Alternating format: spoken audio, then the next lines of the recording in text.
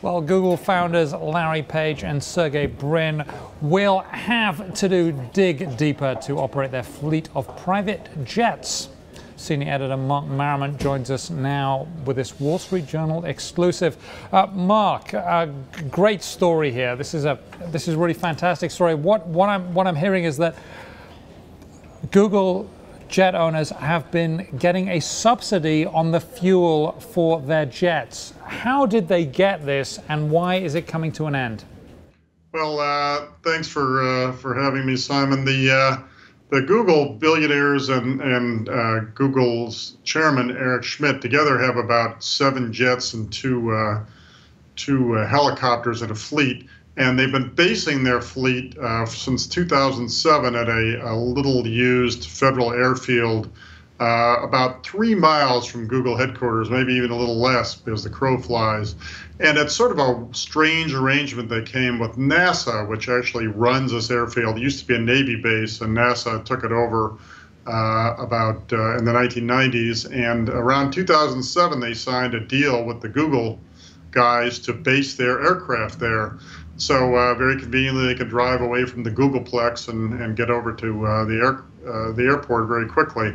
But as part of the deal, the Google people have been buying their fuel directly from the Pentagon for most of this period, and it's incredibly low-priced fuel, probably 30–35% less than most big users of jet fuel can buy it for, at a general airport or that sort of thing, not American Airlines. Mark, based on the records that you've looked at, which doesn't include all of the records because some of them were not available, 2.3 million gallons at least $1.10 cheaper than the market price.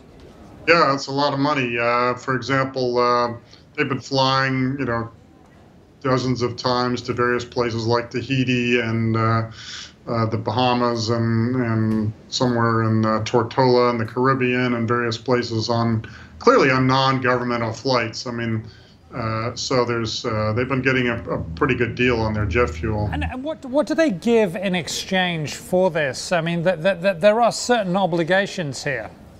Yeah, I mean, the Google executives say that they paying market rent at this Moffett airfield, which is in Mountain View, $1.3 million a year. They're also they're allowing NASA to use some of their aircraft for NASA sort of flights or missions or what have you. Most of those flights, though, have been on a small trainer jet, kind of fighter jet that the Google people bought specifically for this purpose, and it's been taking instruments aloft to measure things like greenhouse gases. But probably 95% of the fuel we calculate has been going into the big jets. I mean, they have a 767, they have a 757, they have 4 Gulfstream 5s.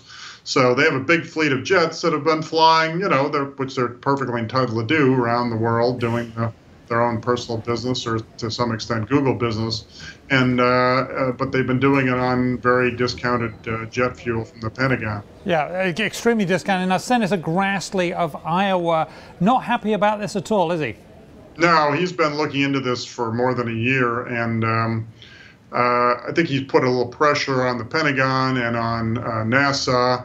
And as of the end of August, after 7 years of allowing this arrangement to continue, where the Google jet fleet has been able to buy this discounted fuel, they suddenly came to an end at the end of August. And since then, the Google fleet has actually not been buying any fuel at Moffett.